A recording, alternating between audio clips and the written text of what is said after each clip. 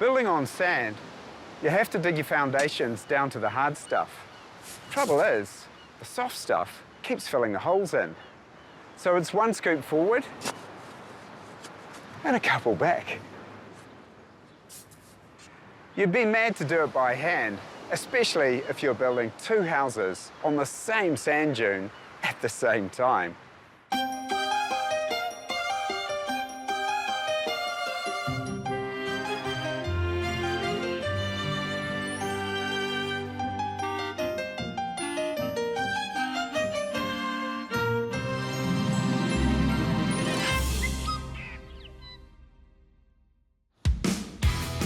Zach Williams is a competitive mountain biker, a man not afraid of committing to a difficult or dangerous physical challenge. Work hard, go fast, get ahead.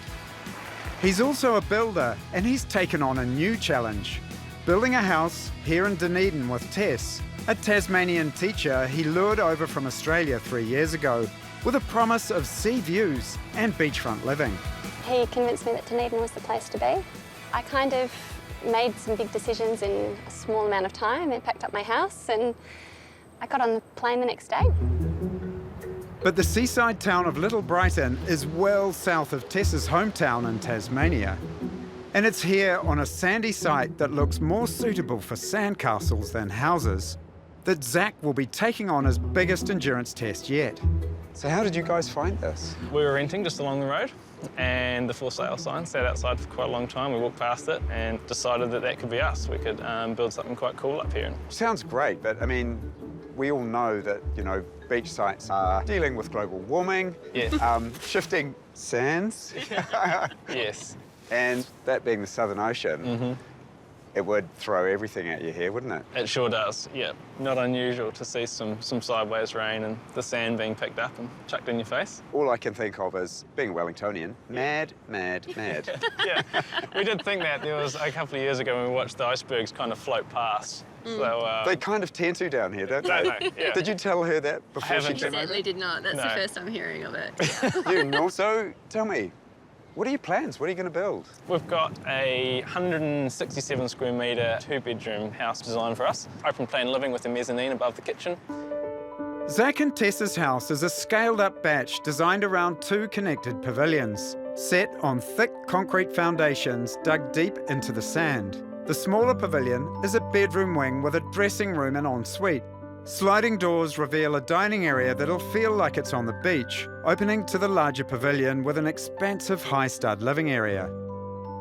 With stairs to the mezzanine bedroom and a living space on an inside deck where massive floor-to-ceiling windows maximise the breathtaking view. The glass is triple glazed to keep out the sounds and cold of the roaring winter wind and crashing ocean. And a choice of 3 verandas means the wind will never stop Zach and Tess from getting outdoors. Clad in reverse-cut aluminium to give extra protection from salt and sand, the house sits on top of the sand dunes. The 2 pavilions, an exciting modern take on the old Kiwi batch, or crib, as they say down south. How are you going to do this? I mean, clearly you've both rolled your sleeves up. Well, Yeah. not that you've got any. Yeah. Yeah, so I'll be building it part-time, as well as building another property along the road. What, 2 at the same time? 2 at the same time. It's going to be after hours, some very long nights. Weekends will be chock-a-block, and with Tess's help.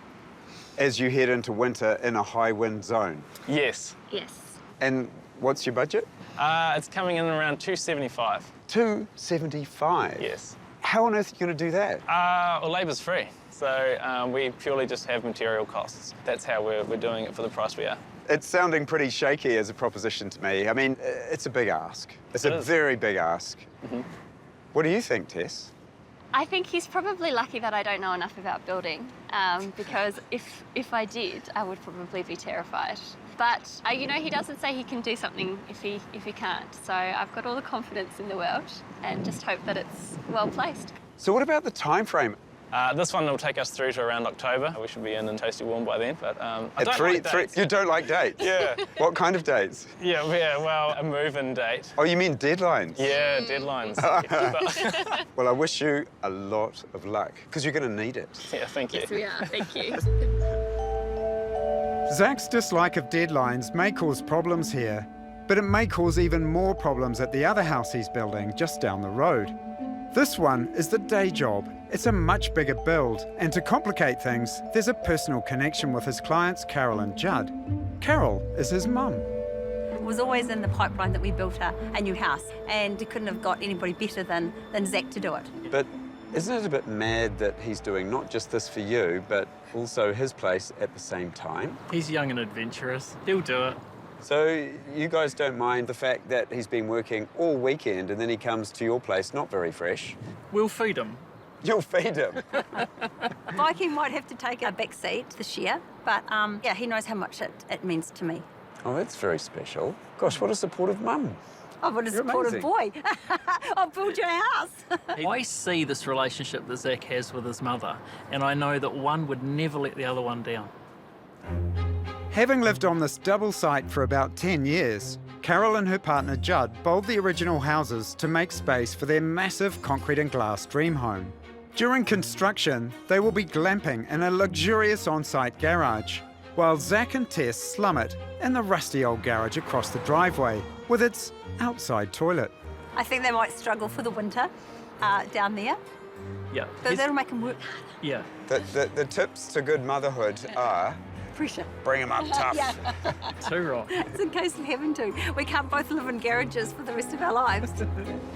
Building two houses on sand through a South Island winter with your mum and your girlfriend living in opposite garages. I can't wait to see how this one turns out.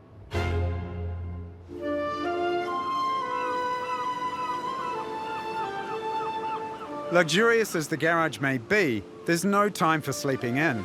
Zach's got a digger book down at his place today and needs to get that sorted before cracking into his mum's house. So today's your first big day at your mum's house and then at ours. Yeah, Cool. looking forward to it. Yeah, when are you going to ride your bike? The weekend. I think we might as well just put it in the attic and forget about it. And with Tess off to her teaching job at a local school, Zach loads his tools and makes the first of many journeys between the two sites. We did a bit of a blitz last night. Tess and I came down from about 5 o'clock through to about 9:30. Got all the profiles up, strung all the lines, got the dazzle cans out and drew the house on the grounds. Gotta love having a machine here. So much easier than a shovel and a barrow. Breaking ground means Zach's already breaking his rules and spending the morning on his own house, rather than the day job at his mum's. Here we've just scraped all the old vegetation and wind-blown sand off the site. As you can see, we've got a really good building platform. Now we're going to dig our first footing. The challenge we've got is that the sand drying out and the top of it was really, really fine and having the problem of possibly caving in the footings. So a lot of cleaning out each morning we may have in store for us.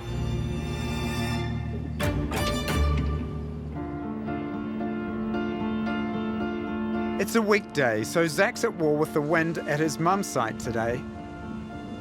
Here, he's already had a month of back-breaking digging and redigging as his carefully hand-dug holes endlessly fill back in. A digger can take care of the surface sand, but the deep holes have to be dug by hand. We've used an excavator to get away the bulk of the sand, but for these narrow trenches, the quickest way is just to hand dig it till we get down to this good stuff, which offers a whole lot more resistance. It's sometimes really heartbreaking to have your trench clean and you're about to retain it and then the whole thing just drops in. So that's the rest of your afternoon is going to be digging out what you've just done. And this is just one of two sand dune sites, so Zach faces this work at both houses. To go down the road and have a very, very similar problem is slightly trying at times, eh? Yeah, we learnt some new words. The wind and the sand in the eyes and the ears, you definitely know about it when you finish at night. On such a dry, windy day, Zach's only defence is the garden sprinkler. And after a full day at Mum's, as he heads down to work in his own sandpit, it must feel like he's trying to sweep back the tide. Having them both at that sand stage and just digging through it day after day. And just the caving in is just so demoralising. Yeah, I just never felt that much kind of disappointment in building before. With no end in sight at Mum's place, The smaller footprint down at Zach's house means he finishes his own digging first. Tonight, he's putting in the boxing for the slab. He may be further ahead here, but he's behind where he wants to be. I think we're at least a month over than what we anticipated. But he's not letting the delay compromise his attention to detail. Once we take these boards away, we'll have the imprint of the timber and the concrete, which will be a cool wee feature. I think it's good. We're more labour intensive. I'm amping for getting the slab down, just because as soon as that slab's down, from there we're starting our build. Of course, Zach has two schedules to meet, his house and his mother Carol's, where he might be digging sand forever. Honestly, that's Carol's question a lot of the time. You know, what are you guys doing down there in that hole? And you've disappeared into it. You've disappeared. You guys have been down there for a long time, and we're not round it yet. The 8 hours here is really good. I'm enjoying it, and every day it's problem solving. But I'm more than happy to walk away at 4:30 and go down the road, and I really enjoy that. You look to your left, you see the end of the building. You look to your right, you see the end of the building. Here, if you look to your left, we can't see the end of it, and we haven't even found the front of it yet. And one thing I can't see here is a finish line. With 2 houses to build and Zach's dislike of deadlines, I hope he's not digging himself into a hole.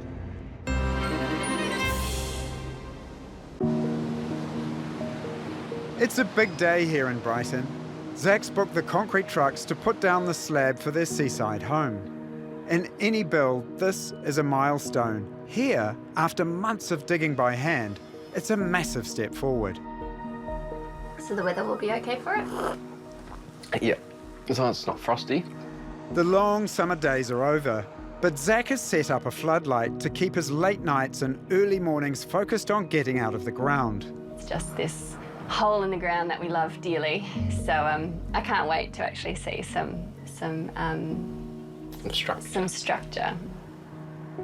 Zach is a stickler for details and perfection, and I can't understand why he loves to be as busy as he is. But I mean, it's how he operates. With months to go till his mum's slab is poured, but his own ready to go, Zach's spending a rare weekday morning on site. Getting his slab right is critical to his build and budget, and there's already a delay. Had a bit of a hold up with the pump, so a couple of hours late, but that's okay. The frost has gone off, so it's actually probably improved our chances of a better finish. With his do-it-yourself budget, Zach will be watching the number of concrete trucks like a hawk. We just worked our way out of the bedroom, and we're working our way through the dining room. They're getting a really good finish with it. Every dollar counts here. Zach will be hoping it's the last load. We've got one more truck on the street. The places say it's going to be close. Hopefully enough to see us through to the end and not have to order another truck. But like most things Zach does, the calculations are bang on. Happy, mate, we made it. Just enough concrete. Ended up being 4 trucks exactly, so couldn't have gone better, really. We don't want to make your head any bigger than it is, but that's the best boxing we've ever had. Is it? That's good, mate. By late May, it feels like winter's arrived, and with it, Zach's pre-built frames. But with Zach working the day job down at his mum's, they're just sitting here waiting. It's cold, wet, and the build is behind schedule, hardly surprising on a part-time build. Zach may have built the perfect boxing, but his perfectionism may be working against him. It's been a long time since I've seen a foundation that's been this well prepared. Thing is, though, he's still in the ground. And I would have thought the frames would have been up and possibly the roof even on by now. What's going on? What's going on is he's still digging at his mum's place. The footings are ready to be poured, but the slab is still a couple of months away. And I suspect nights might be getting a little lonely. Tess has a new teaching job which is taking her out of town a lot, leaving Zach alone in his cold, rusty garage. G'day, Zach. How you doing, mate? Good, man. Come on in. Nice to see you. Yeah, you too. Wow. Come on down. The tour won't take long. I'm just sitting here thinking, boy, better you than me. I mean, here we are in the middle of winter, and you're in this nice, compact little garage. It's small. And yeah. What happened to Tess? Yeah, Has she done a runner already? I know, right? She never mentioned how much you know, travel was a new job of hers. So it's convenient, isn't it, that it's cold and she's probably tucked up somewhere in a nice hotel. So, oh, company. Hey, everybody. Hello, hello. Hello, Chris. Nice to see you Oh, again. lovely to see I you. promised oysters. Oh. Fresh bluff oysters. With Tess away, it's good to see Zach's mum Carol making sure his belly's full and spirits are up. So you're pretty proud of all Zach's hard labour? Oh, well, I see the engineers' reports come through, so they're emailed to me, so I know he's passed our build. So I check it and say, good work, Zach. You're very proud. So is this pretty much half of the course most evenings after a hard day on the tools? Absolutely not. We're normally still hard at it, so this is a big reward. So with a butty, there must be a typical way that you do this. You need to add This some food that's more going though. everywhere. If you're gonna get your bread to chip ratio right, I'd say you need to go okay. more chips. You're forgetting sauce. Little did I know my lesson on Southland sandwich architecture was really just to butter me up to help. And with Tess away, I could hardly say no. Shorter days means working in the dark, whatever the conditions. But it's not all bad. Zach wanted to surprise me by getting a head start. Come through the doorway. Wow. Oh my goodness. It's such a good feeling just to walk around on the slab. The thing for me though is the challenge of getting out of the sand was huge. Yes. But the craftsmanship that went into the slab was mental. Yeah, I know, right? So tell me, we're here for a reason. What are we doing? I need to hammer some frames, so it'd be great if you could give us a hand, and we'll lift a couple up. Oh, look at that! All right, and just slide to me if possible. In a week when most nights drop below zero, most of Dunedin is sensibly home in front of the telly. But Zach's out here getting his house built. I like that about him, but it is concerning. Great. We are just at the beginning of winter. I'm just kind of thinking, don't lose the plot, Zach. No. Oh, we won't. Rug up, eat plenty. You don't notice it raining when you're this excited about putting frames up. But yeah, I mean, nights like this where you do see something for your hard work is pretty cool. Yeah. But it's not every night. And that's why So this is a good one. this is a good one. Pouring with rain. Middle of the night. Yeah. You're mad. Get home soaking, yeah. Zach makes light of his hard work, but he can't afford to get sick. Tess's new job means he'll be facing more cold nights building alone. Tess has gone from teaching students to training lawyers, and the job has a lot of travel. So I've caught up with her in Auckland to find out how she feels about abandoning Zach. So you managed to escape the garage. Yeah, I feel guilty probably that I enjoy being out of the garage so much. How has that affected your involvement in the build? Does that mean that you're doing much less than you would have liked to have been doing? It means I'm not present. I think that's where the guilt sort of kicks in. It's really lonely in the middle of winter, 10 o'clock at night, building a house by yourself.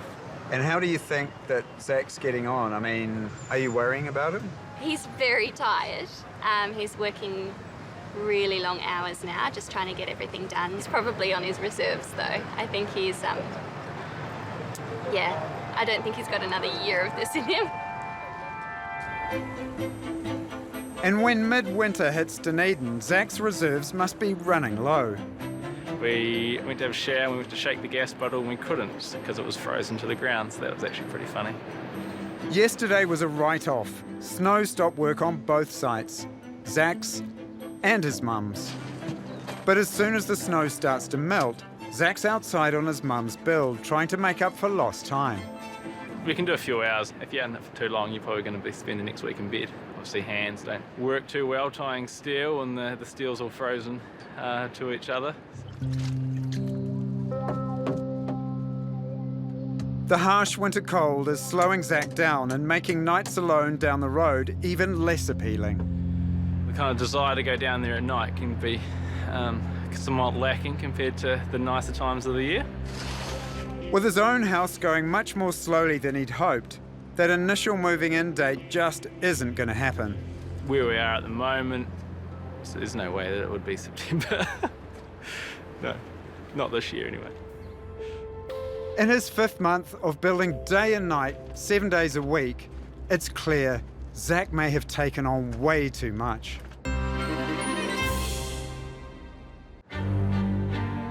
July brings some harsh weather to the Brighton coast in Dunedin, with delays to both Zach's builds.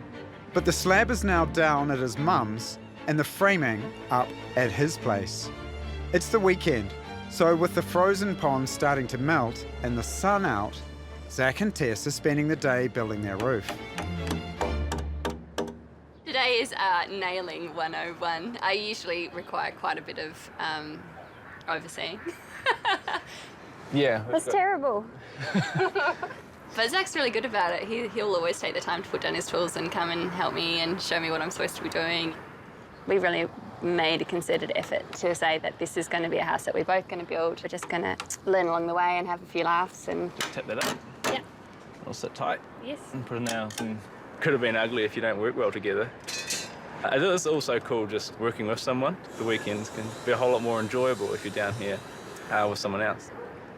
Some days it's really easy to want to stay in bed or, just do something normal like go for brunch or something like that. But it's nice to be here and to be involved. And I know looking back, I will have really appreciated the time put into it. But that's not to say that there are some days where I just wish it would build itself. Yeah. Yeah. It's not going to happen. No. No. With the shape of their house starting to emerge from the sand dune, I'm keen to see where its inspiration came from. Working down the coast as an apprentice, Zach fell in love with the holiday home they were building. I can see a bit of Zach's house here. So much so that he asked its architect, Regan Johnston, to scale up this one-room batch. G'day, Regan. Hi, Chris. Welcome to Torrey Mouth. Oh, thank you. Come on in, take a look at the house. Oh, what a lovely little gem. Gosh, what a great outlook. Yeah, it's amazing up here. Just high enough here to see over the top of the sand dunes and the waves breaking. And at night, you can lie in bed, you look back across to the lights of Dunedin. It was designed primarily as a weekend retreat. Small house, economical to build. And I was lucky enough to have a fantastic team of builders on the job at the time. And obviously Zach was one of those involved in the build. Zach was one of those. He's just coming out of his time. He's quite fastidious, and you can certainly see that throughout his current project. He obviously loved the way that you designed because it's had a big influence on his current house. Yeah.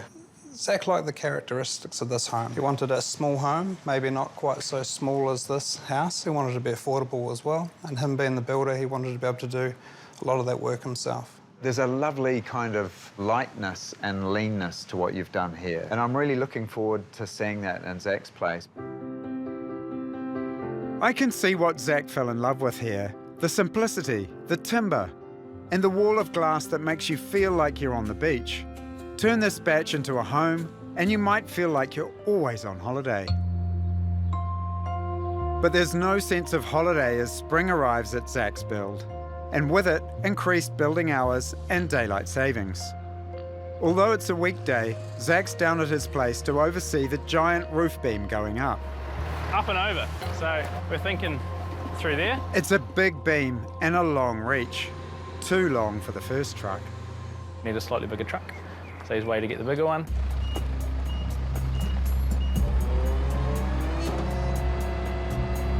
The massive ridge beam has been pre-cut to fit a steel plate. In a house where everything is exposed, there's a lot riding on getting these measurements just right. So it's just getting that to marry up beautifully with not much clearance is kind of tricky. If it could push that way, yep, down.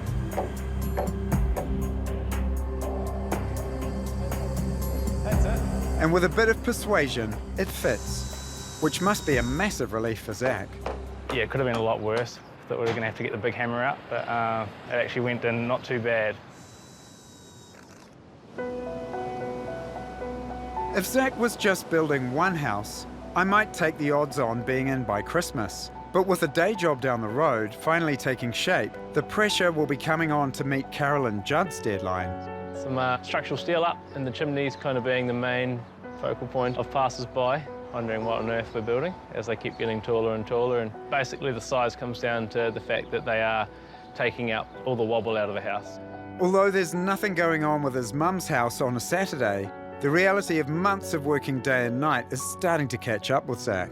it's easy to forget about down the road because you're 9 or 10 hours here, everyone disappears and you're down there by yourself, or just Tess and I. It's just a really different, eh? With Zach's world shrinking to a windswept 500 square metre radius, his mother Carol has been making sure he's kept fed and warm. It's been cold as hell, and it is bitter. We've bought him a new coat and buy gloves so they can keep on going, and he just keeps working. I don't think he's been able to afford to get sick. He's got to be the person that's here at 8 o'clock in the morning for everybody else, and he's got to be the person that's back down at that house at 4:30 to start building again. So that's been his whole life, and he still trucks on, you know? Sitting out a freezing winter across the driveway, Zach and Tess must covet Carolyn Judd's luxurious garage and inside bathroom. But it's all part of the plan. It is their dream together. And this is the only way they can get there, is, you know, Zach's got to work full-time. He's got to have a job that will allow him to do that. And it turns out the two-house arrangement is helping both Zach and his mum realise their dreams. It's the only way that it's allowed us to have our dream home, because he is doing everything at not a company rate, it's at my son's rate. So, savings to everybody, but what cost to Zach? We look forward to it ending, and he can bike again and he can have some time to himself. But I think it's been a real challenge, and I don't think we appreciated how huge it was, or how big the ask was. And as we head into spring, it goes on being challenging. After a full day building his mum's house, Zach is down at his site battling away on his own, hoping the rain lifts before Tess gets home from work. Or hopefully, if Tess comes down, we'll chuck some more rafters up. It's not too wet. Plan is have her down there nailing the bottom and I'll nail the top. If we don't do this, then I suppose we're not going to have a roof for Christmas. It's understandable if she doesn't want to come down tonight.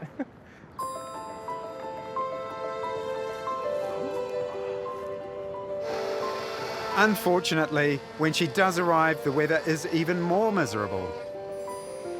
It's a bit wet outside. Yeah, so no rafters today. No. With the rain making it too dangerous to work on the roof, it's another wet night in the garage, where there aren't a lot of options. Sit at the table, the couch, or go to bed. Pouring with rain outside, and that can be frustrating. And on the weekend, like that happened, it rained all of Sunday, and Zach's sort of like a Labrador at the window, just wanting it to stop raining so he can go outside.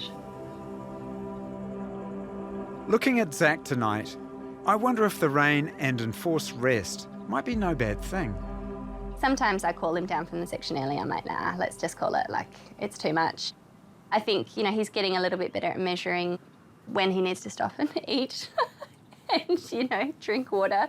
Yeah, I worry about him, but I think I couldn't stop him if I tried, eh? We have a dream of just like, when it's all ready, just taking down our toothbrushes and moving in, you know? That's kind of how we want to do it. Yeah. But also, I mean, as soon as Zach told me the glass was going to be in before Christmas, I was like, great, let's drag a mattress down and move in. So, you know, we're chops and changes. Yeah. Yeah. We're already at the end of October, and the house still has no roof or walls. Glass in by Christmas? I wouldn't be packing my toothbrush yet.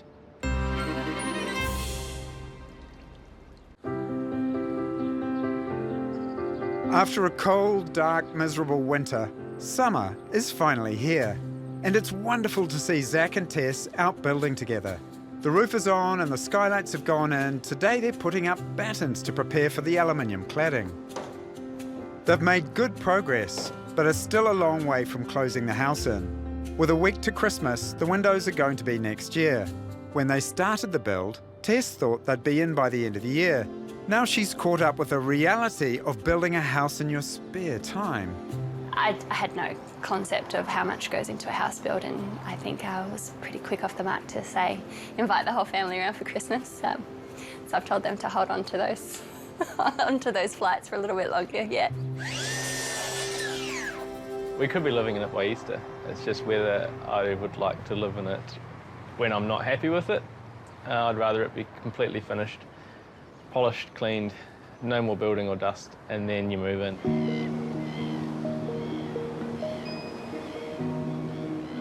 By late February, Christmas has come and gone, and the southernmost tropical cyclone ever is lashing the South Island.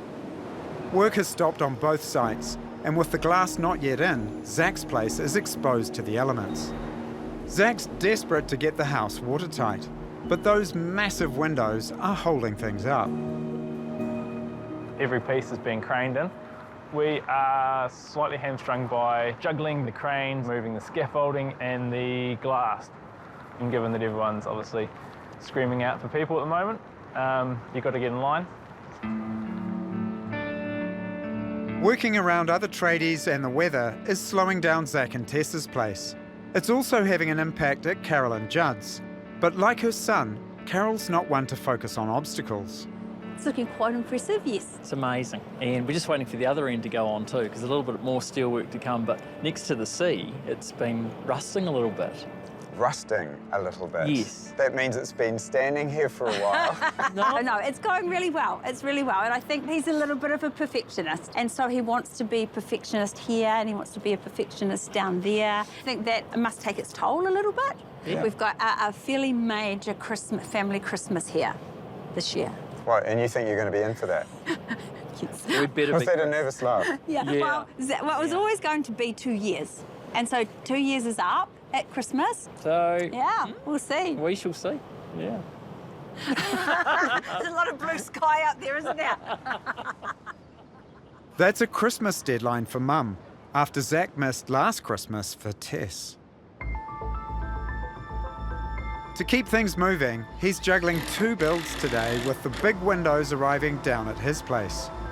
I didn't get a lot of sleep last night. I was a wee bit worried about everything. With the house having no reveals or architraves or skirtings or anything like that, everything comes down to the mill. It has to be perfect. So it's kind of been up to me to make sure that's all going to work. Good, yep.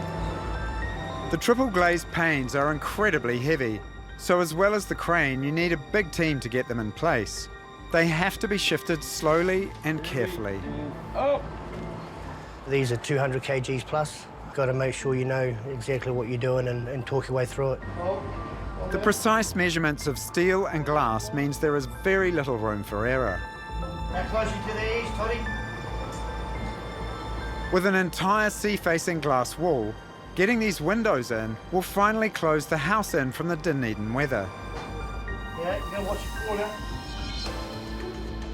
As the 2 buildings have grown out of the sand, they've become visible to each other. And I can't help wonder, with Zach's head in the day job at Mum's, if his heart might be down the road at his own home. There's no bangs or anything like that, so it's good. Is all right? Yeah.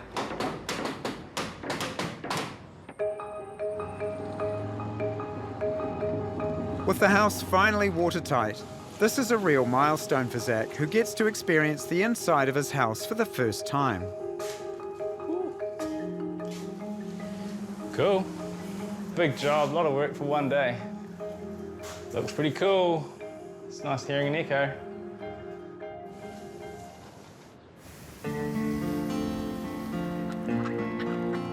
In this beautiful late summer, most people would want to be at the beach. Zach and Tess are, but even on weekends like this, they're hard at work, putting down topsoil and finishing the flashings. On days like this, we don't mind at all being out here. It's really nice. Sun's out and we're getting stuff done. But you know, definitely, I can imagine there being a Sunday where we're not working. It'll be so nice to like wake up in a house and put the coffee on and open the paper and just sit and be happy where we are. And that's going to be such a treat. And the best thing about a solid Sunday building your own house is I bet the afternoon beer tastes even better. Cheers! So what do you think of your day's work? Big day. Really big day. It's nice to see them getting a taste of what it's going to be like. But after a year of working 12-hour days, 7 days a week, it might take more than a beer to recharge Zach's batteries.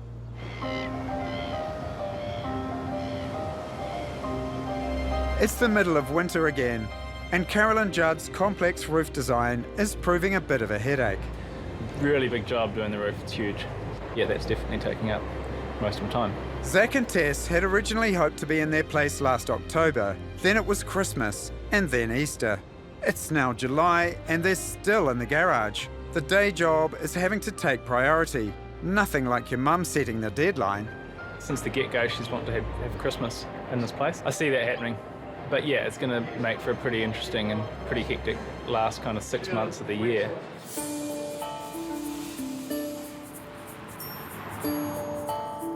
Zach and Tess are cladding their house in reverse-run aluminium.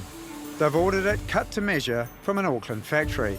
As an engineering geek, I thought I'd take the opportunity to see it coming off the roll. I reckon using aluminium is a smart decision. In that exposed coastal environment, it should stand up to whatever sand and salt is thrown at it. You know whether it fits if you hear no swearing. The pre-cut sheets have to fit perfectly for the house to be watertight. It's a gap in the line here. It's called a negative detail, so it gives you the shadow line all the way up. Very, very complicated. It's got to be square and it's got to be parallel. Inside the house, the new timber floor is getting a final sand. In a nice touch, Zach, the Kiwi builder, has chosen timber flooring that should make Tasmanian Tess feel right at home. It's Tasmanian oak, really beautiful wood. It's a pretty awesome house. His upstairs area is pretty awesome. He's talking about that's maybe where the guests would hang out, so I wouldn't mind being a guest in this house. After more than 16 months largely building this house in his spare time, it must be a strange but liberating feeling to walk down after work to see progress on a project he has been so hands-on with almost every step of the way. It actually looks even better than what I thought it was going to be. Very, very good workmanship.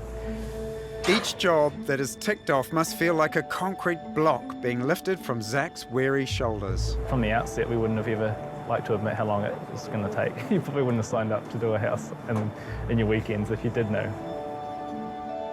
I certainly don't think Tess would have signed up to 2 winters in the garage. And with both houses hanging over Zach's head, I do hope the South Island endurance builder can keep his energy up until the finish line.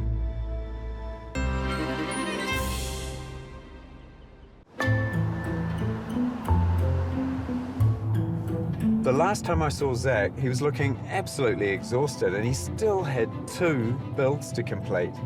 His mum was hoping to move in by Christmas, and he and Tess were still living in that cold garage. Can't wait to see what they've done. Ooh, wonderful. My first impression is that this modern house feels like it's meant to be here, combining its batch heritage with perfect geometry. Hey! Chris. Hey! Nice to see you. Good to see you too, you're looking great. Lovely to see you.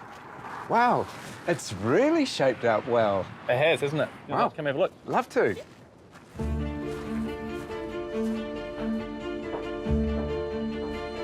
Wow, this is really impressive. I mean, you first come in and you just kind of think, whoa.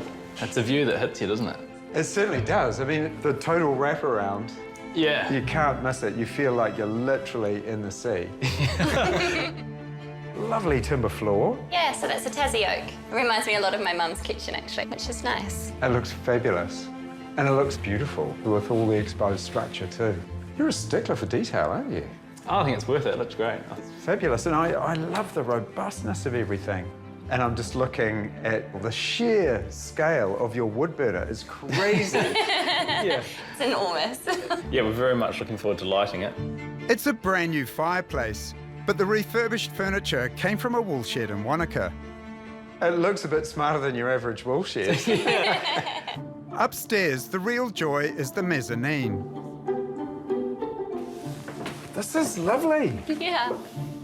The deep bookshelf balcony makes it feel like its own private space. It's got a real sense of intimacy up here. Yeah, this is a nice, cosy wee space. And love the paintings. Yeah, my dad painted those for us. So they're sort of Tasmanian, New Zealand theme. And the cedar ceiling timbers are meticulously placed. To be able to get a little bit of timber, a little bit of building happening, to kind of show your trade, I think it's nice. And setting off Zach's work is a perfect shadow line around the house.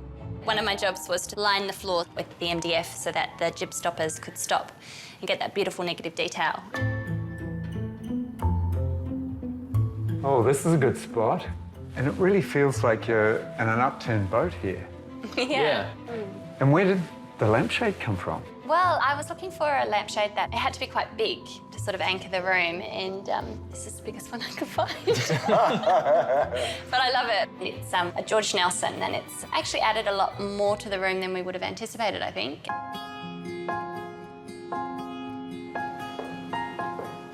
Yeah, and then you've got this lovely space. It's great, isn't it? Yeah, the wee flat roof link between the living and the bedroom. Yeah, we'd always thought of this room as just kind of a thoroughfare, like especially when we were building it. But now that it's actually here, it feels very much like a great space to be in, a nice place to entertain. And what's this? Yeah, so this is one of our cavity sliders. So it's a really nice way to sort of lock off the different spaces. So you can just pull it across. Oh, whoa. Very effective. You can come back now. Gosh, that works really well. It feels like even though the house is small, it's been so thoroughly thought about. You've got so many different ways of using each and every space. The smaller pavilion is all about the master bedroom and the bed overlooking the sand dunes below. Oh, this feels just like a chapel. Yeah, I really like it. It's kind of like a miniature version of that living room side. It's very cool. You got the same lamp that Tess chose from the other mini room. version. A mini version. I love the stainless steel cross bracing. I guess going to bed every night's a very religious experience.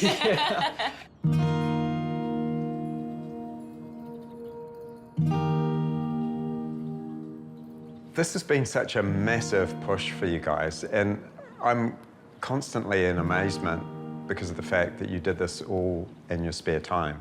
It's a bit of a DIY on the side job, which utterly blows me away. So congratulations for getting here. I mean, it's so impressive. Yeah, thank you. Yeah, I mean, it was I think a far more intensive job than even what I had imagined. You know, it's been 18 months, and you know, at the start we probably thought it would be half that, but I'd do it again. I think You would do it again?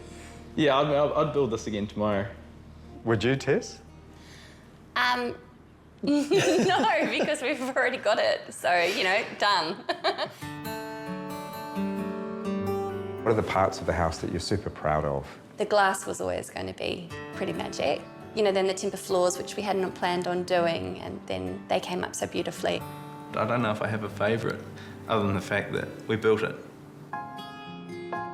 How about budget? Because the budget at the beginning, was it $250? Yeah, I thought it was 3. Yeah. But we would have been trying for $250 at the start, that's right. Last Christmas, it was looking pretty good. And then I suppose we introduced a lot more kind of finishing materials. So the rubber band kind of stretched, the budget went... Yeah. So what did it end up costing in the end? It's about 400. Yeah, if it was that, then I'd be quite happy. There's a lot of house here. For 400, yes. And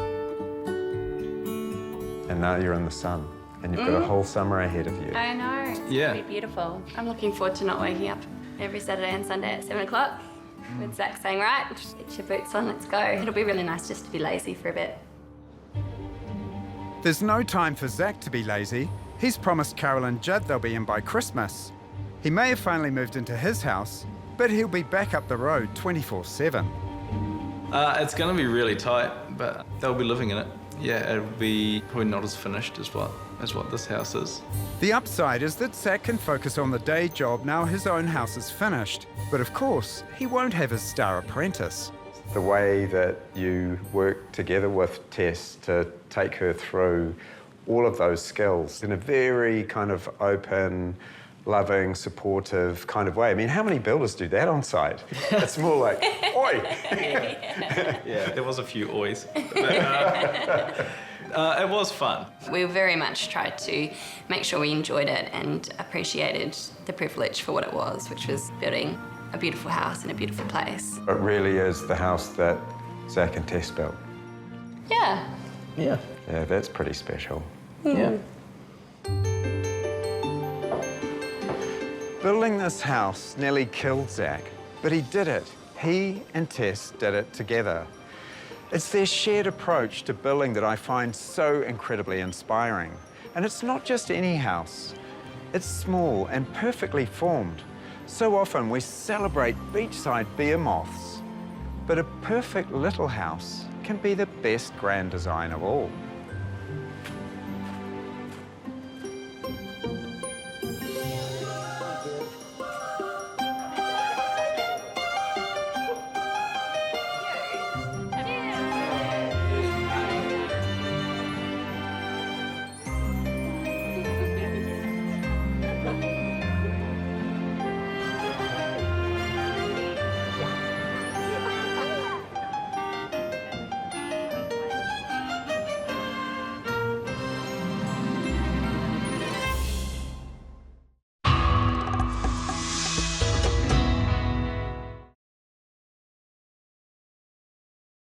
How many times have you gone on holiday to a beautiful remote place like this and thought, I'd love to build a house here?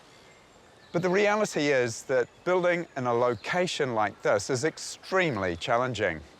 In fact, it's something that only the bravest, or perhaps the most foolhardy amongst us, would take on.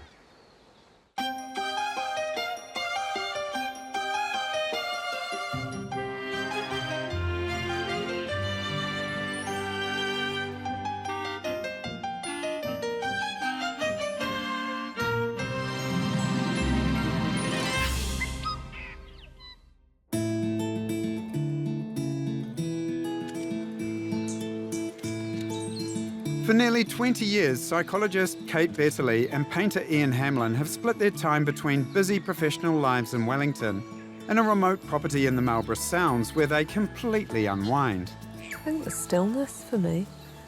I love it sort of seeps into you over time. You just listen to the bellbirds and you become really in tune with the sort of natural rhythm.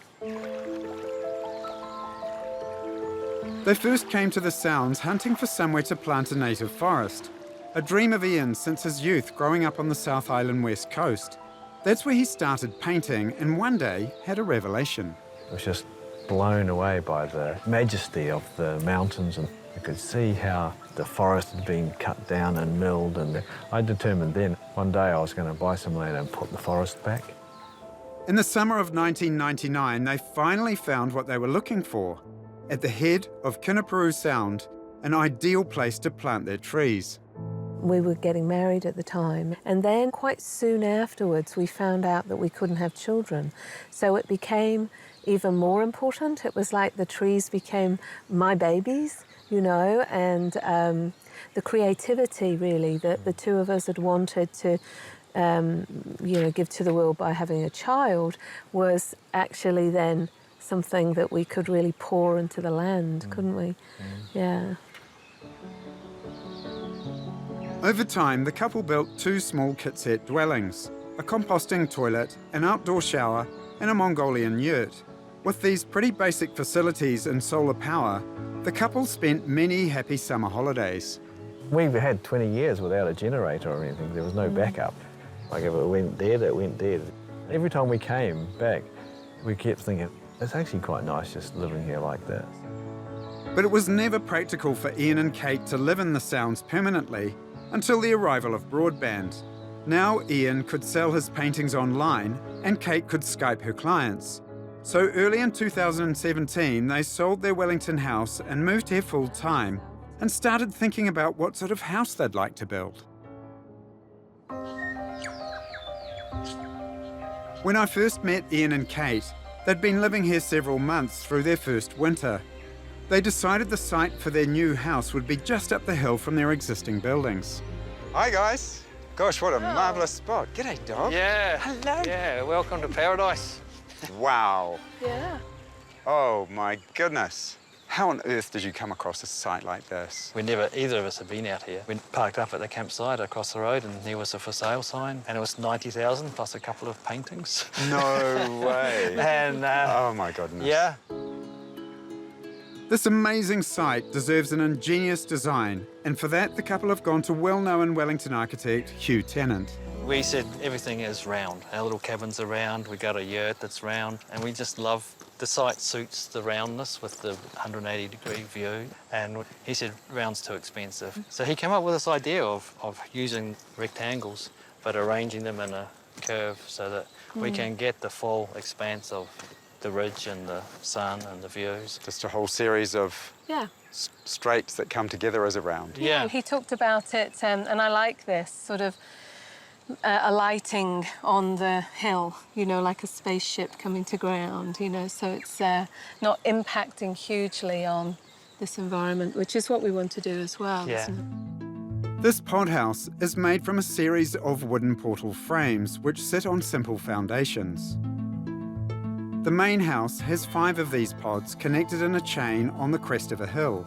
Concrete wedges gently fan the pods out so that each has a slightly different view. Floor-to-ceiling windows take full advantage of the spectacular outlook and all-day sun. Pod 1 is the master bedroom. Next is the bathroom and Kate's office, then the laundry and the kitchen. Pods 4 and 5 combine in an open-plan living area and out to the barbecue terrace.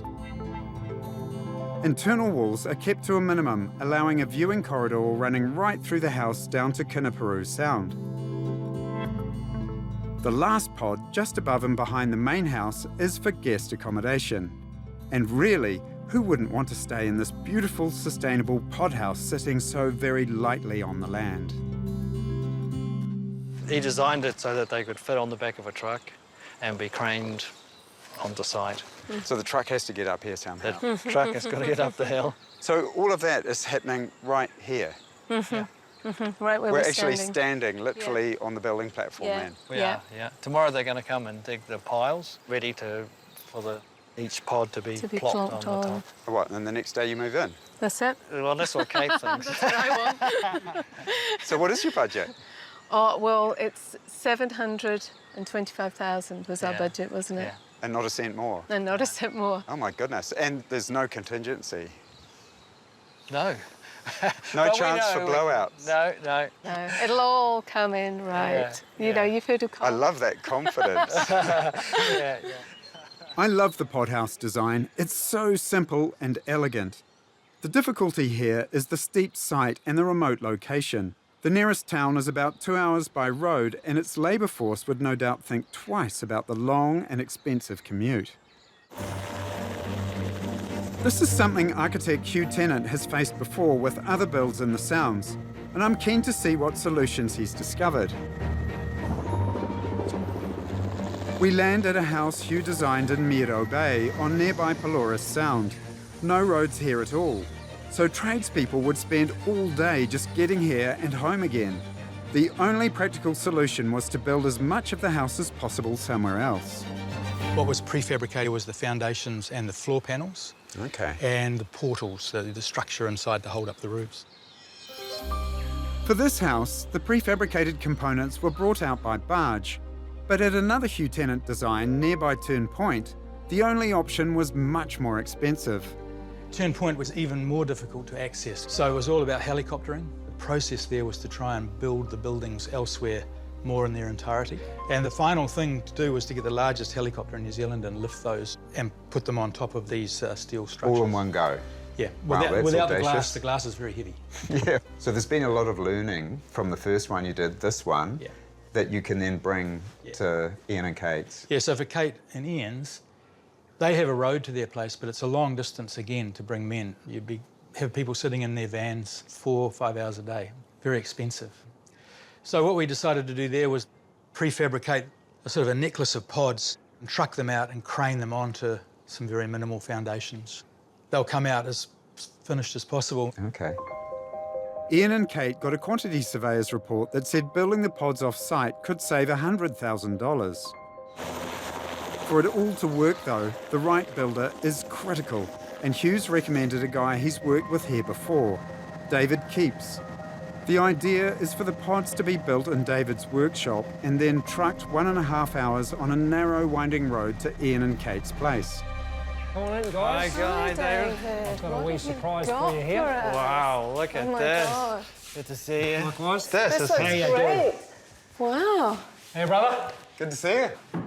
David's gone to a lot of trouble so that we can understand the intricacies of the design.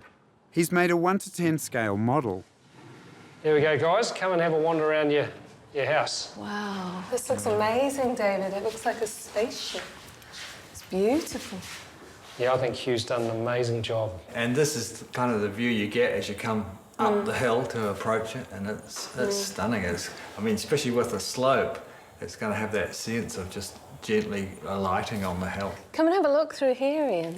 Look how it curves around the hill. It's amazing. Oh, yeah. Isn't it beautiful? Wow. It's almost a shame to put any internal walls in, David. In fact, the portal frames don't have to be braced by walls because the joints are engineered to hold them together. These joints here take all of the potential movement out of the building in this direction, and what it does is it allows us to open all of this area without having any sheet bracing, so any wall. The thing that I find so wonderful about a model like this is that you can really feel the space. Not just the physical materials of the timber, you can also see the space, the structure, and light as a material. It reminds me immediately of people like Brunelleschi when he was making models in order to understand how to build the dome for the Florence Cathedral. It's wonderful. It's something we need to do more. No question the pods are beautifully designed, but David has to build them strong enough to survive being craned on and off trucks and being transported to site on a long, difficult road. The whole thing is fraught with danger, but Ian is surprisingly upbeat. When Hugh first suggested that we do it in pods and bring it out, I just loved the idea, the wildness of it, that this was something different and a creative solution to being in a remote place. It's got its risks. It's going to be exciting, that's for sure.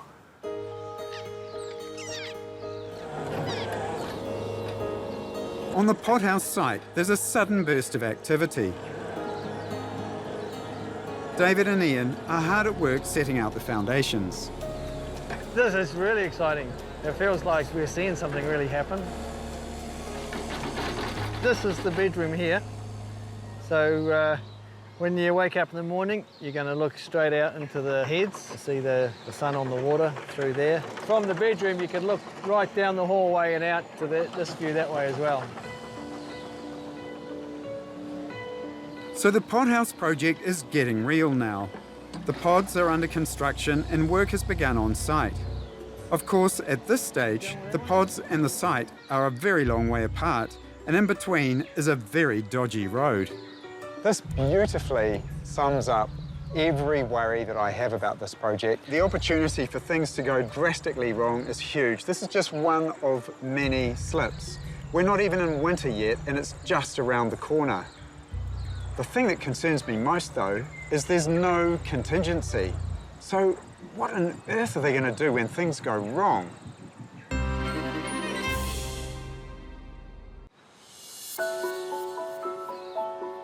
At his workshop, David is crafting an example of the joint he's using as an important functional and aesthetic detail in the pods.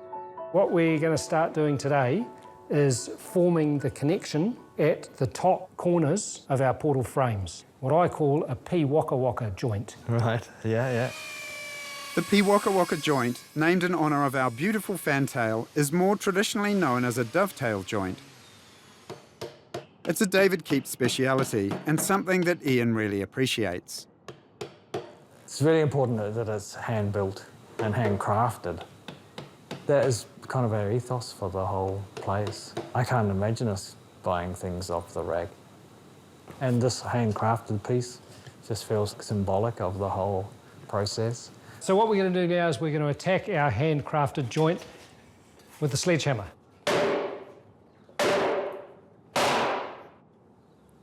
All is revealed. That's great, isn't it? Visually, it's got a nice look to it. Spoken by an artist. Yeah, exactly. It's important. David Keeps is also an artist, and his medium is wood.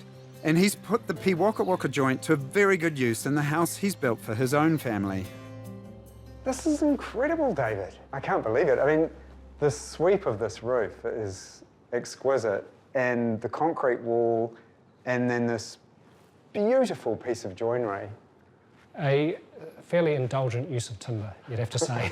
There's a massive discipline here and an extraordinary feel for materials and how they come together. I mean, it's everywhere, but the way that you're jointing corners and then locking them in, it is beautiful and extremely finely worked. Thanks, Chris. I'm so impressed with David, a real craftsman and such a hard worker. With him in the driver's seat, the pods are quickly taking shape. David knows the good weather can't last, and before it breaks, he has to get the pods finished and safely to Ian and Kate's site. With her work as a psychologist, Kate is away from the Marlborough Sounds on a regular basis, seeing clients in Wellington. Your life, really, how you are. With the Pod House project moving up a gear, it's maybe not the best time to be away from home. However, Kate is completely confident in the team on the job. I keep waiting to get really stressed about it all, but it's fun. I'm enjoying it. I think Ian gets a little bit more obsessive about things than I do. I think that's the artist in him. He's doing a lot of the work with David. I think he's having fun. Lift up that plank that's in front of you. This one? Yeah, and I want you to put that on top of the paper here. I don't think David's got a lot of faith in me just yet, but to come out here and be part of it is really, it feels like I'm taking ownership of my house now. It feels really great. Ian hasn't quite given up on his job as a painter, and a gallery in Blenheim is putting on an exhibition of his work. This is my show. Wow. You've been busy. I have, yeah, but not quite so much of late. Mostly I've been building the house with David. Wow. Yeah. This one catches my eye. This is extraordinary. What is this? This is one that I've been playing with just painting light. Mostly I've been just exhibitions called Chasing the Light, and that's kind of what I paint. And I went from this one here, where the Woodpecker Bay one, where I was painting light in the landscape. It's my favourite place. Yep. And then I thought, how would it evolve just to paint light without any subject? Just to paint light itself, which is quite a hard thing. Ian loves to see people responding to his paintings, but he also wants to see them reaching for their wallets. Ian and Kate have no contingency for cost overruns for the build, but I believe they'll need one, and these paintings need to sell.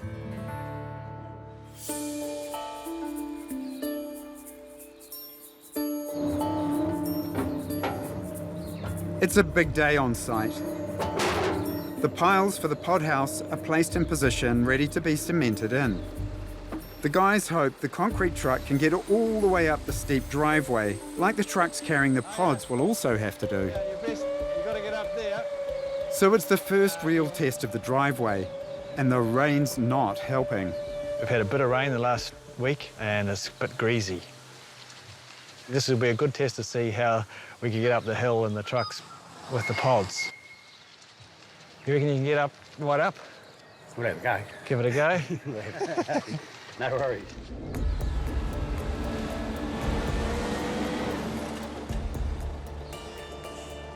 Hold on there. This is the bottom of the drive, not even the steep part, and the truck's getting nowhere. Dave dumps a load of gravel to try and provide some traction.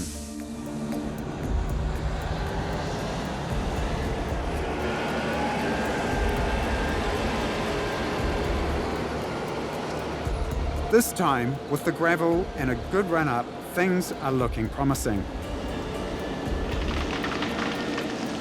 Oh dear. It's not looking good, is it?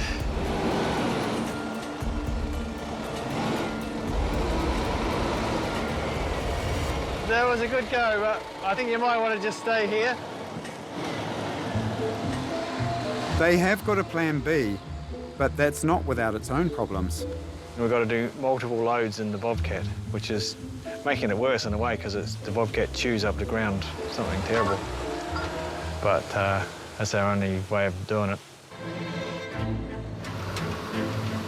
David's Bobcat can only move a small amount at a time, so they have to work as quickly as possible before the concrete in the truck sets.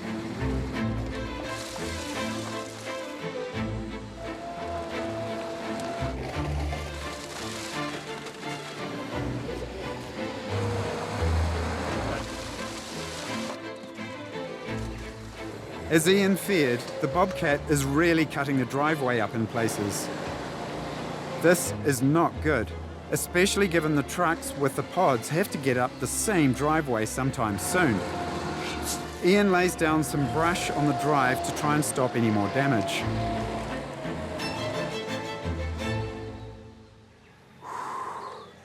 So I feel pretty exhausted right now. It's been pretty intense. It's full on. It looks like we've got the concrete in the holes. As the first real test of the driveway, this has got to be a fail. One concrete truck didn't get up. Next time, there'll be 6 trucks with 6 pods that have to all get up, right up. And if there's rain again for the move, it could be disastrous.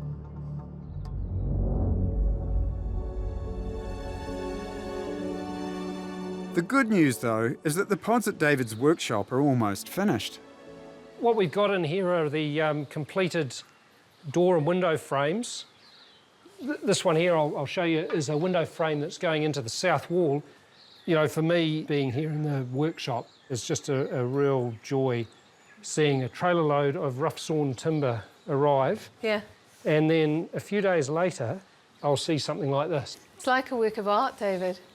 The window or me? Or both. Oh, all right. So shall we ask your husband to paint me? If you could sit still for a moment. That could be a problem. Jokes aside, David has something serious to discuss with Ian and Kate. He wants to bring moving the pods to site forward.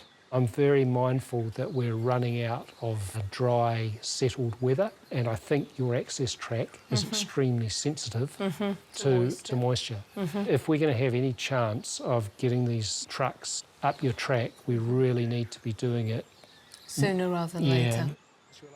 But that means the pods will leave here not as finished as planned, so more work on site and potentially more money. We've made the decision not to put the cladding on until we get these buildings out to site. If it means that we work in coats on site, that's a heck of a lot better than losing a building as it slides off the trucks. So we've had a bit of a wake-up call this week. The problem we've struck is access to site. His track, it's a bush track. There's areas of that track that are totally shaded by forest and they just don't dry out. We've got to somehow get a 20-tonne crane, a hiab and multiple trucks with these pods on board up that access track. If it rains, are we going to get it up the track? All these pods. I can't even bear to think what might happen with that, so I'm not going there.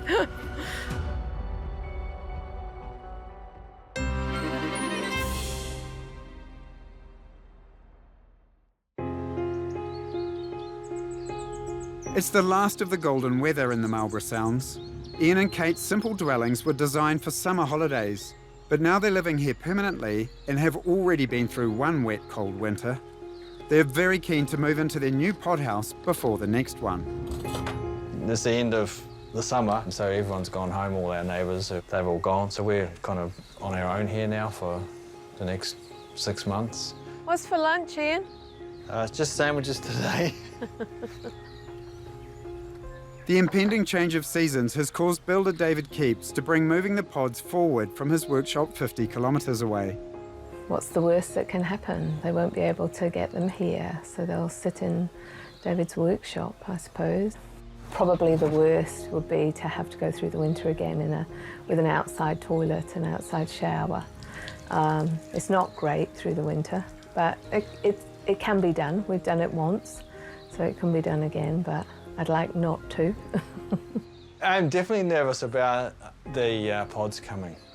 As it's got closer and we've seen what getting a heavy truck out here is like and how steep the drive is, yeah, it's going to be interesting.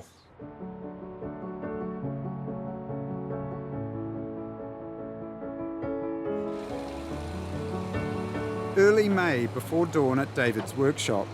The weather's been fine for the last few days and is forecast to continue. It better.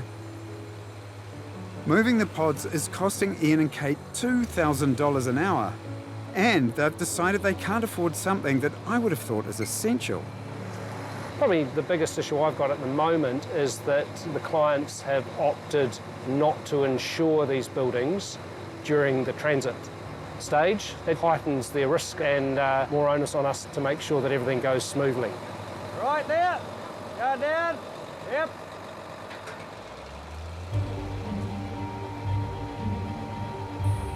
Loading the pods is critical. Any tiny miscalculation could have dire consequences when they're on the road. 250. Just measured the building so we get it even both sides on the trailer. It's just they've got to be right and just getting it central so the weight's in the middle of the truck. The team constantly checks the loads are sitting correctly. They're not happy with the bearer underneath the pod on one trailer, so they quickly replace it with another.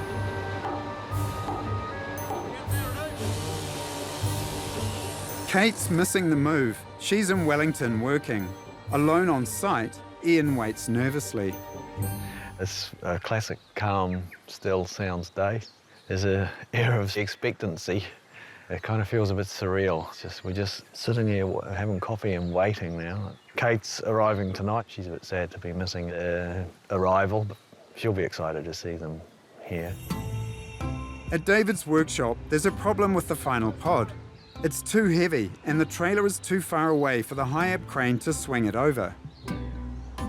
They've ended up having to take the pod back round the back of the truck. The high-ab can't quite get all the way round to drop it onto the trailer unit. We've got extra timber in here, and it's very heavy. And this is a smaller crane than what I've got on the back of my truck.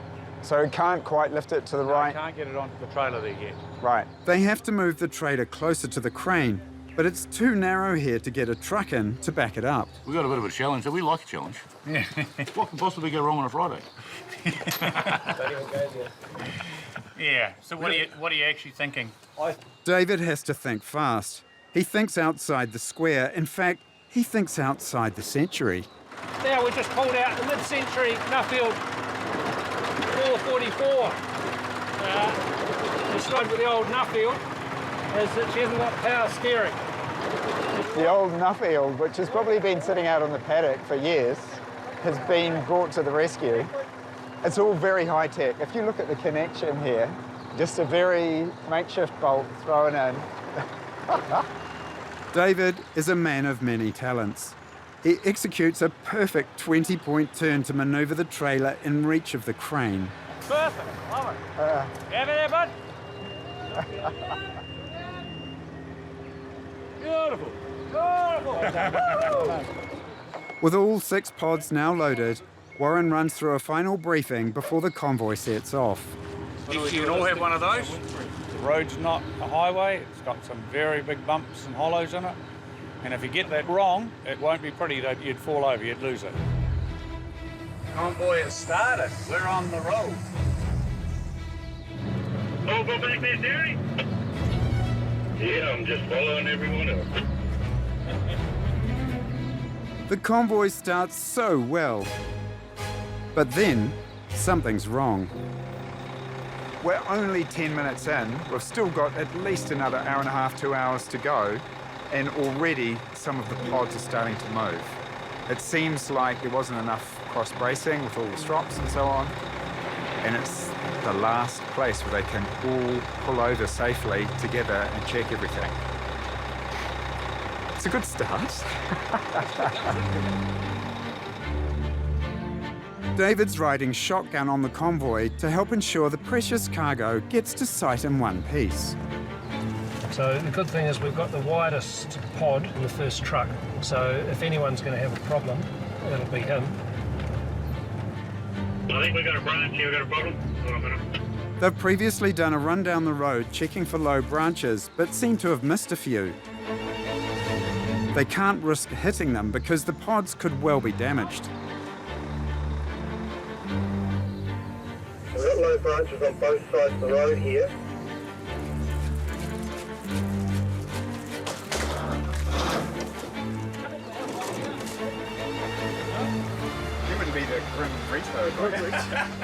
The Grim Reaper. All right, we all good? Yeah, no, that's good. I'm happy with that. You're stopping again, cut the trees. Sure are. You know, we're probably a little bit behind schedule. It's taken us a wee bit longer than anticipated to get up the road. But look, at the end of the day, if we can get 2 of these pods into place by sunset tonight, I'll be happy. Are we there yet? We're 17k down of a 44k truck. Be there by midnight. The wheels on the truck go round and round, round and round. Twice each week. The horn on the truck goes.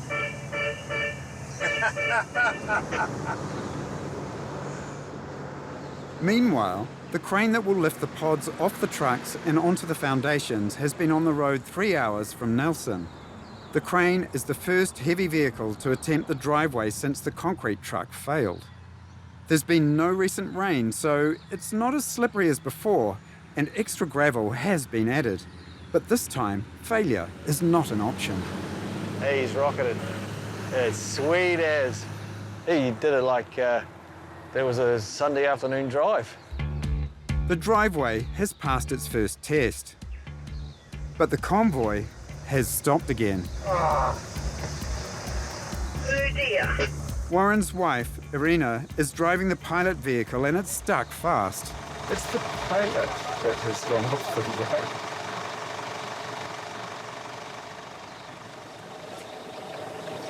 I would just was closer to the bank than I thought. I was watching the trees and... But a tow from the team gets it out.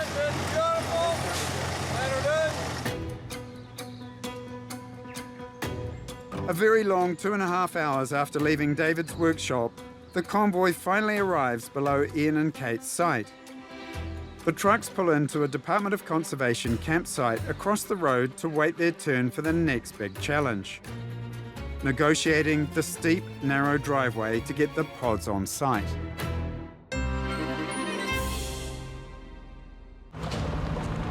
In the Marlborough Sounds, the first pod in the convoy is attempting Ian and Kate's steep driveway. Ian has removed even more vegetation from both sides, and just as well. The 20-ton crane to lift the pods off the trucks and onto the foundations has already made it up the hill, but 6 more trucks carrying heavy loads have yet to follow. Good to see the first truck at least had little trouble. Now its pod has to be craned into position. Yeah, there's still a bit of tension to go yet. This is the accommodation pod that goes behind the main house, at the limit of the crane's reach. Ian, the moment of truth's arrived. What do you reckon? First piece of your new home. It's amazing. It's Woohoo! amazing. Kate's missing all the action because she's away working, but Ian keeps her up with the play with live reports.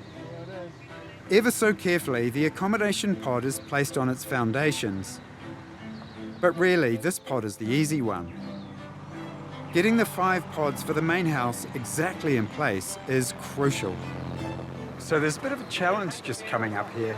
The layout of the building is actually really critical, and getting the curve just right, because if the first one is slightly out, then the cumulative effect of it being out will end up in the final pod being very skewed.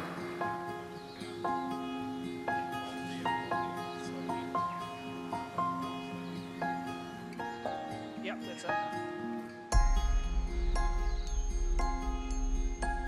As the afternoon goes on, pod by pod arrive up the drive. That's it. Yeah, so you got to come in a bit there, right? And the exacting job of placing them precisely on the foundations continues. Just stand back here in the bedroom. So this is Ian and Kate's bedroom here. Hot damn! So I'm looking straight down the Kenepuru Sound. It's 5 o'clock. David's been up since well before dawn, and he's pushing on. He said he'd be happy if 2 pods were in position by day's end. They actually get all 6 up. What an astonishing effort. Congratulations. Thank you. I'm amazed.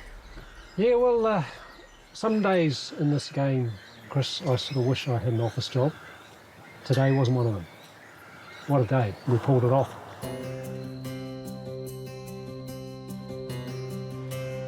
Kate missed the move through work commitments, and she only got home after dark late last night. It was just amazing to go up and see it, you know, floating there on the hill. I felt very emotional, actually. I felt like, look what Hugh's designed us and look what David's built for us, you know. So I just feel so much gratitude. 1 month later, and David and his assistant Mark have been living in the yurts on site Monday to Thursday while they continue working on the pods. And now they're ready for another milestone, the windows. We're hoping that the glass is going to arrive in about an hour and that it'll all fit. Glass this size needs expert installation to avoid damaging the pods, smashing the glass or injuring the glaziers. Right, hold it there. David's off overseas soon and Mark's leaving too, so Ian will have to oversee the rest of the work himself, most of which will be done by subcontractors. But the couple are clearly on the homeward stretch. Another 5 to 6 weeks and they'll be moving in. Everything's going so well. Until it isn't. Just 2 weeks later, the couple have been forced to move into a tiny boathouse belonging to their neighbours. Unlike their home on the hill, it's flat down here, and there's an inside shower and toilet, all essential because Ian's just out of hospital. He's been badly hurt fighting a fire. So we were watching the movie, then the lights stuttered and the telly went out. And so we thought the generators ran out of petrol. So Ian gets his shoes on to trek out and fill it up. Next minute, he shouts fire. There was the generator, and I thought, oh, I can stop it. I can stop it from getting into because right next door through the wall was all the power gear. I was concerned that if it got into there, it could blow. And I'm watching the flames go that way, and there's my house, my beautiful house. Ian admits he panicked. He was trying to fight a fierce fire with a garden hose, wearing Crocs on a steep and wet bank. I just slipped as soon as I tried to stand up. There was all this crunching sound and my foot just wasn't attached to my leg. And I just sat and watched it burn. And it was heartbreaking to see that happen. Fortunately, the local volunteer fire brigade was quickly on the scene and made short work of putting the blaze out. Then a helicopter took Ian to hospital in Blenheim. The burn on my head was a superficial burn. The ankle, it was shattered and we've got just about as many plates and pins as the house has now. Yeah, that was that. So with Ian out of action and unable to work on the house as planned, the big question is, of course, what happens next? We're thinking about what we might do with that. We might slow it, have a little breather and allow my foot to heal. Ian's recovery could be very slow. So slow, in fact, there's no telling how long the couple's breather will actually be. They could well be spending the rest of the winter in this little boathouse while their dream home on the hillside above sits unfinished with no one working on it and no end in sight.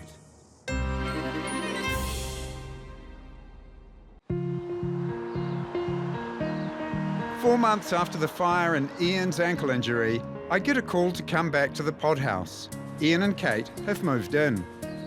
Driving on this road reminds me of how incredibly intrepid this whole journey has been for Ian and Kate. Seeing that convoy of pods inching its way around this precarious road is an image that I'll never forget.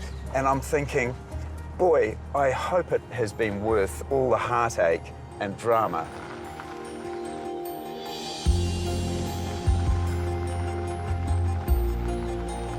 Looks gorgeous. It's all come together so beautifully, a small and perfectly crafted work. The stunning use of wood and the graceful curve of the pod stretching like a necklace along the contour, sitting lightly on the land.